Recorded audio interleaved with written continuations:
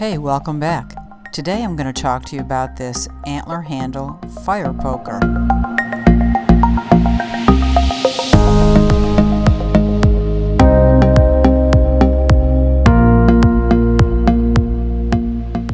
Using a really simple design, I've transformed a typical fire poker into something unusual and organic and natural.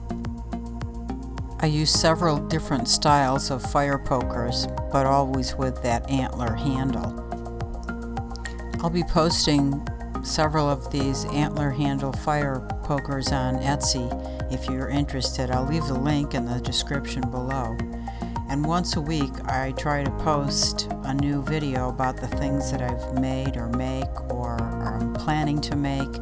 So if you're interested, subscribe and hit the bell button for notifications. Thanks for watching.